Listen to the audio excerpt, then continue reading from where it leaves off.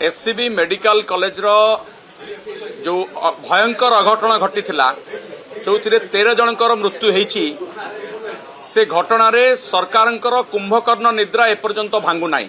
आज को 5 दिन हो गला सरकार जो माने दोषी बा जो माने जहांकर अवहेला पई ए दुर्घटना घटी से तांका विरुद्ध रे कौनसी कार्यानुष्ठान ग्रहण करा जाउ नाही।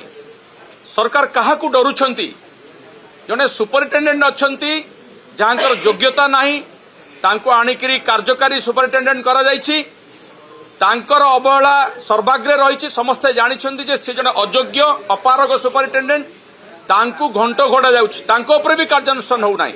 सुना जाउछि से सुपरिटेंडेंट होउछंती आमर मान्यवर मुख्यमंत्री सहित घनिष्ठ संपर्क रही कि प्रकार संपर्क रही से कथा ओडिशावासी जानिबा दरकार।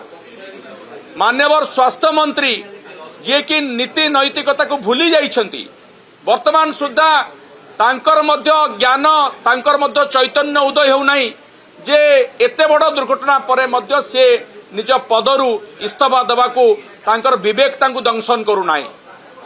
आमे गोटे कथा विरोधी दल भाव में ओडिशावासी आगे रखा चाहूँ जे ये सरकार खाली अपारग नुहे गोटे अभिशप्त सरकार आशा को एससीबी रे थरे नुहे दुई दुई थर निया लगे 5 दिन भितर ये डबल इंजिन डबल निया लगुच किंतु सरकार कौनसी तांकर नीति नैतिकता भूली जाइछंती कौनसी कार्यानुष्ठान से नौना कि निजे यार उत्तरदायित्व नौना ता विरुद्ध रे तार प्रतिवाद करिकरी आज को 4 दिन हला आमे विधानसभा से प्रतिवाद करूछु। आमे दाबी करिछु स्वास्थ्य मंत्री इस्तीफा दियंतु जो माने क्रिमिनल नेग्लिजेंस करिसंती ये गोटे हत्याकांड आपण याकू केवल दुर्घटना सीमित करि परिबे नाही।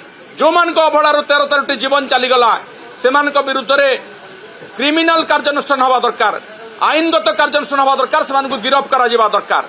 जो पर्यंत सरकार एटा करू नाहंती जो पर्यंत घंट घोड़ौंती से पर्यंत विरोधी दलर आम बिजु जनता दलर प्रतिवाद जारी रहिबो।